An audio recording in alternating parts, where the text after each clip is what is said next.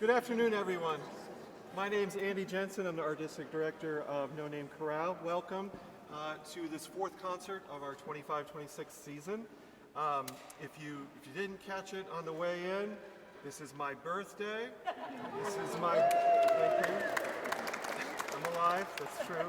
And that's why the concert is my favorite things, because while the choir and I joked around that, well, we always do what I want to do, but especially today we're doing what I want to do, all right?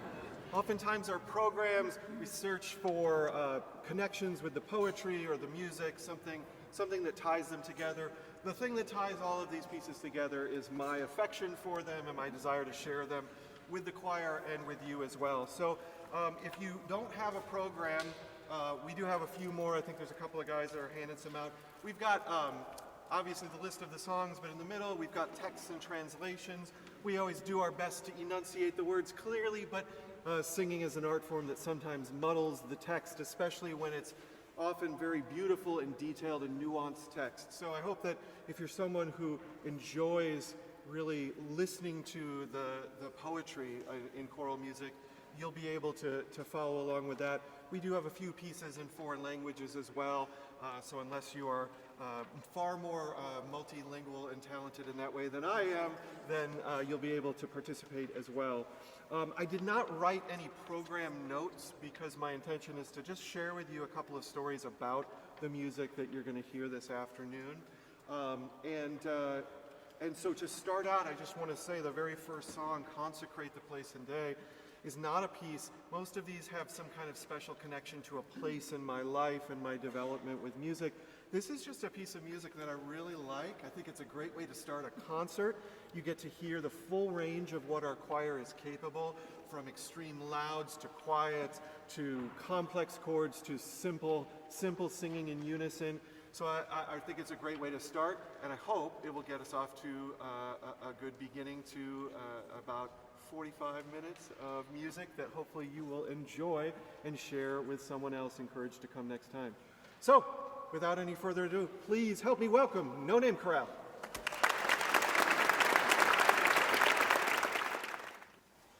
Consecrate the place and day to music and Cecilia. Consecrate the place and day to music and Cecilia. Consecrate the place and day.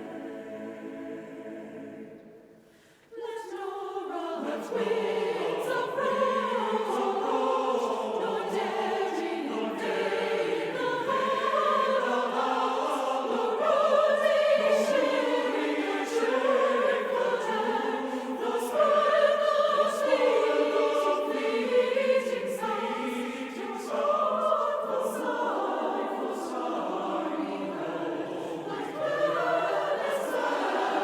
vanished every time. What's always and keep welcome harmonious song, takes no death, and joy and harmony, and imitate consecrate, joy and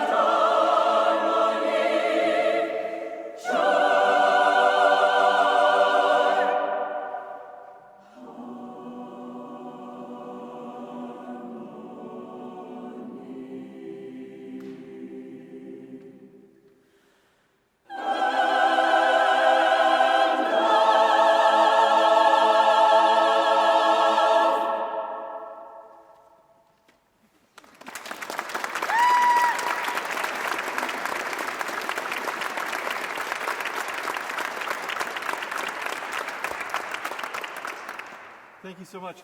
The next song on the program, the Gloria from Frank Martin's Mass for Double Choir. This is a beautiful piece of music, a highly complex composition that in the 4 rehearsals that we have to put together a program, we only ever have 4 rehearsals to do each of our programs.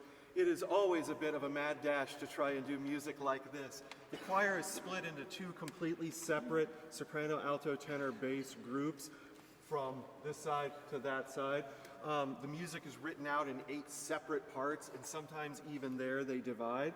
This music is one part of a larger set of 5 movements that are settings of the Latin Roman Catholic Mass ritual. And so the Kyrie, Gloria, Credo, and Sanctus, and Agnus Dei, those are the 5 main parts that, having not grown up Catholic, but going to study classical music, I learned all about that stuff. And I'm so glad that I did, because it's informed my understanding and the way that I approach things that aren't necessarily a part of the religious tradition that I follow, but I can see the ways in which it has helped to produce beautiful artworks and enrich our culture. This movement is the 4th that we're performing over the course of the season. On our 6th concert, we'll perform all 5 of the movements. So if you like this kind of music, we encourage you to come to our 6th concert. It's over in St. Louis, and it's in a really grand space, St. Anthony of Padua Cathedral. So we hope that you'll think about coming and joining us for that with a little bit of a different kind of concert. This piece in particular has a strong place in my heart and my memory of studying music, because when I went to go do my doctoral studies at University of Southern Mississippi, this was one of the main pieces that we studied when I was there. I know as a musician, just encountering it, working through it, living with this music helped me to grow in my understanding of harmony, in my understanding of rhythm, and my understanding of how to be a singer in complex music. Is this one pretty complex? Yeah, they're all like, right? So the key I find always, though, regardless of whether the music is simple or complex, is to perform it with passion and with a clear heart. So that's what we're going to do for you right now.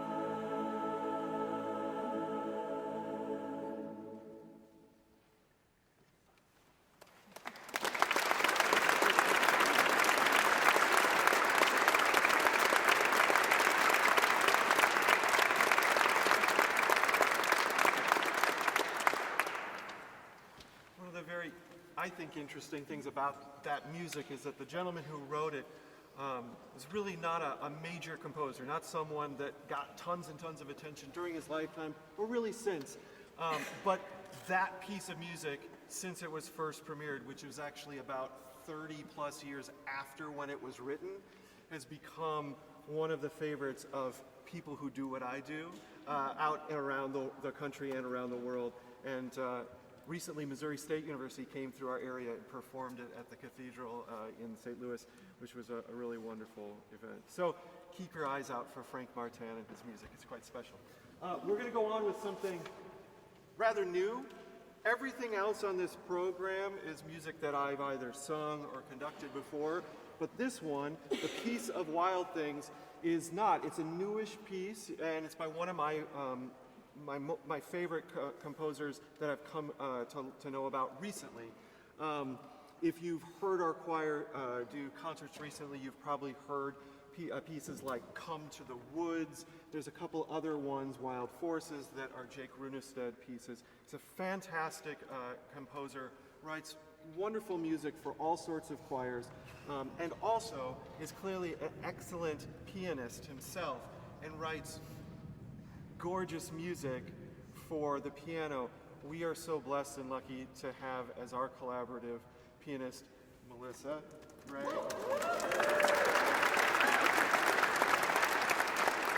If you came to the second concert of our season, you heard Melissa play a large Chopin piece. We try to feature her as much as possible because she's such a fantastic musician. And in this piece, I think you'll see in some ways the piano plays as big a role in setting the mood and creating the atmosphere for this really beautiful contemporary poem that for myself has brought a lot of comfort in a time that doesn't feel as settled and comfortable as I would like it to be.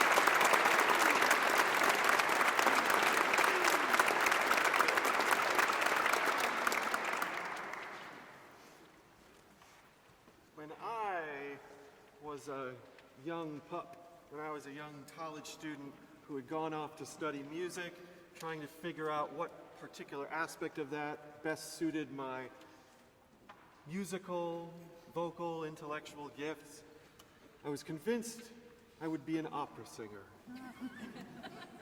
I could see it. Me on a giant stage, singing so loudly that microphones could just go away and there would be no need for them. Turns out that I don't have that kind of voice. So I had to figure out a different way to make all of my musical ideas come true. And it is just one example of how lucky I am to have found a partner in life so young. My wife, Kathy, who sings soprano over there. Yes, thank you.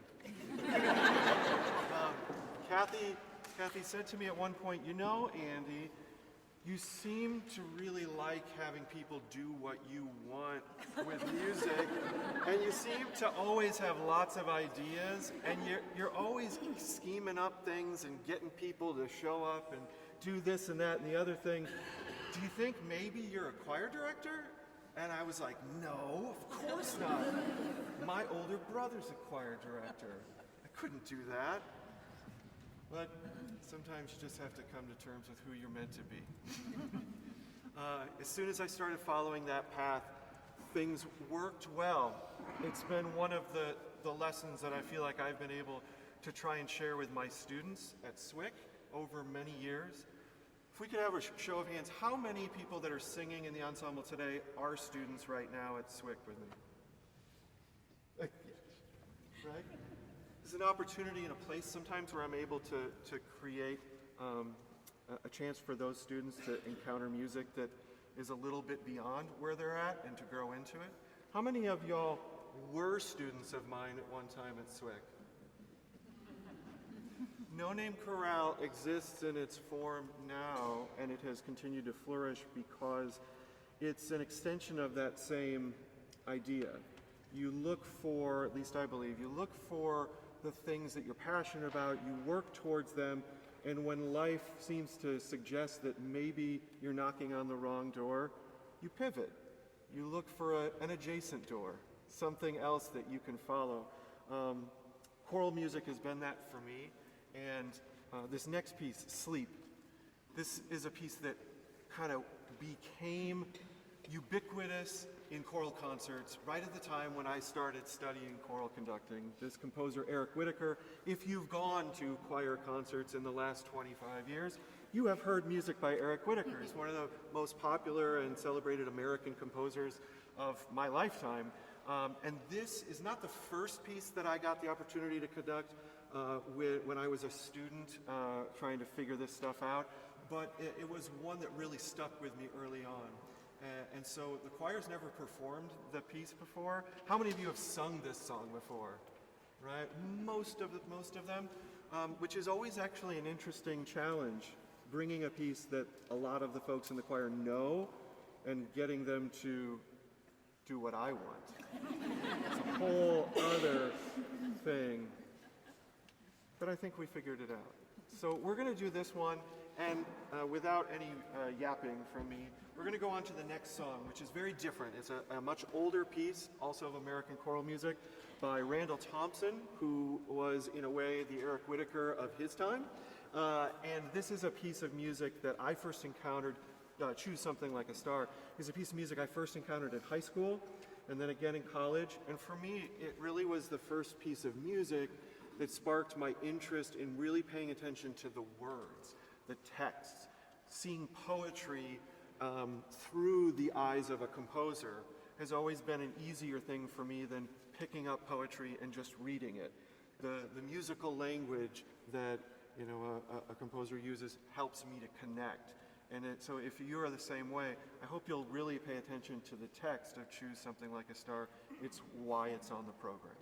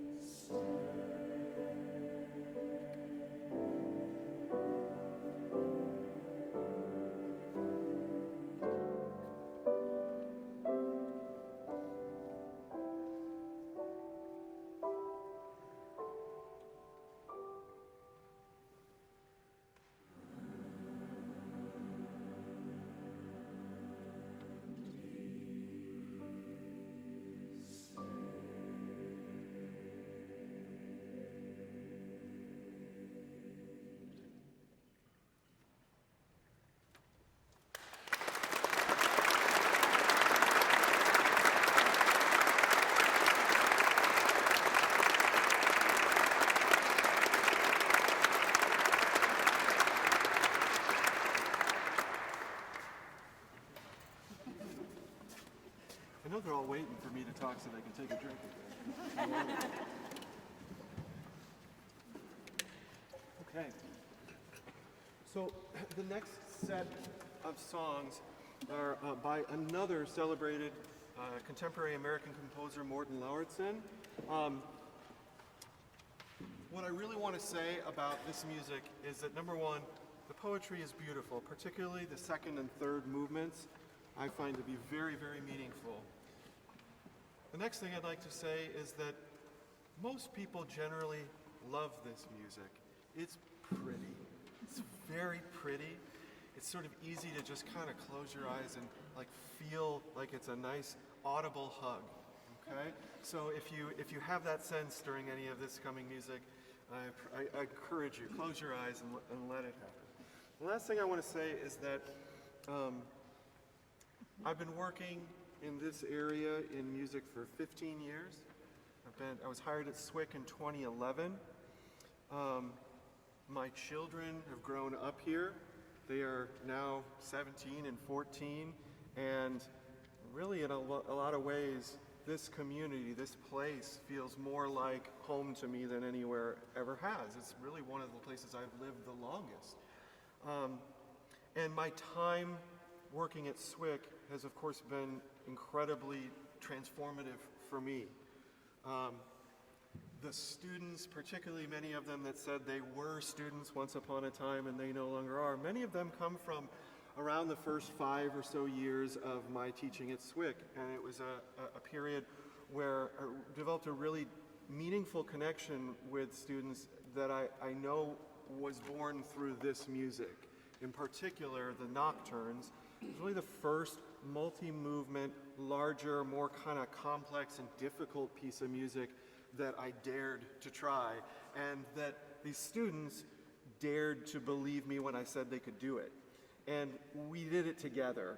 And I think coming out the other side of that process bonded many of us in a way that only music can. And so this is actually the third time that No Name Chorale has performed the Nocturnes. It was on our very first concert ever in 2014. It was on a concert about 3 or 4 years ago when we had one of our guest conductors, Lee Kesselman, and we're going to share it again with you today.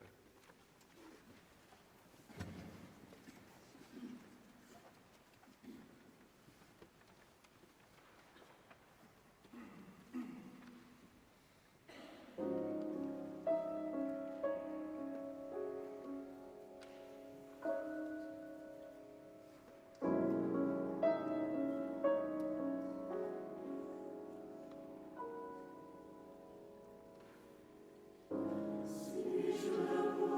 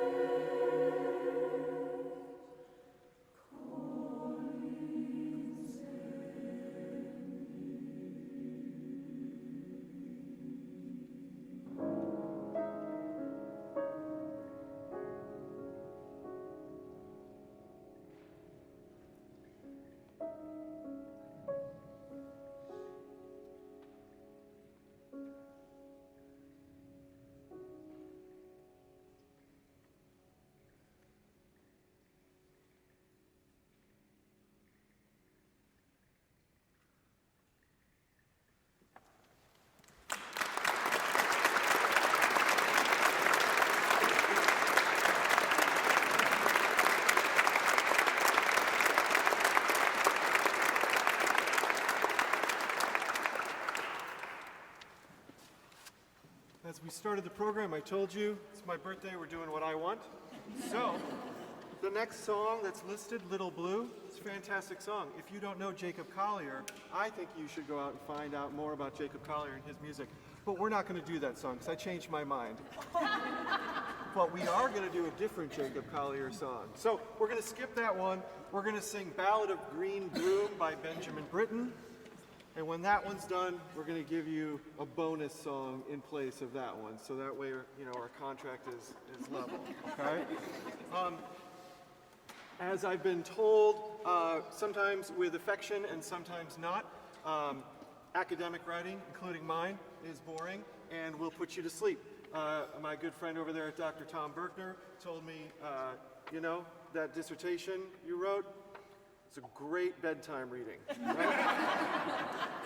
He'd also will tell you, so is every other dissertation anyone's ever written. So if you're looking for help getting to sleep, like the last song back there talked about, I'm happy to share a copy with you. But what you would read about is a couple of sets of music, and this last song listed here, Ballad of Green Broom, is on that set. It's very different than the other ones, and it's very different than any other music we've done in this program. Clearly I was in a sort of pretty soft, quiet music mode for this concert. A lot of them were that way. This one's not. All right? So, this is the Ballad of Green Broom by Benjamin Britten.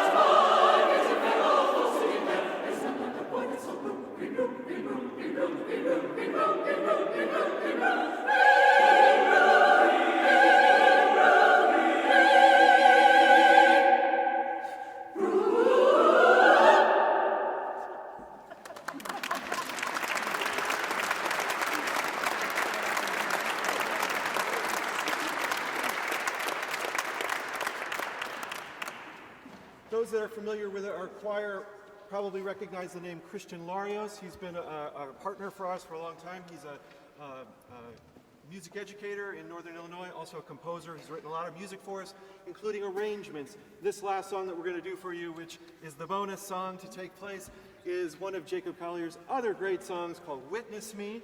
It features Saul Wilken as our soloist and Kelly Damon over there on the cajon and finger. And I'm just mostly going to dance, all right?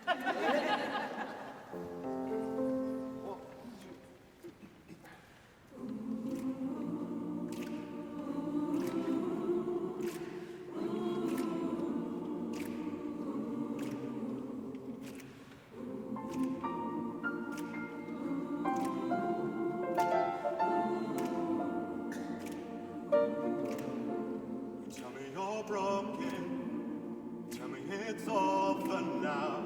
You say you're done hoping. You tell me that the light's gone out. Maybe you're lost and maybe you're far from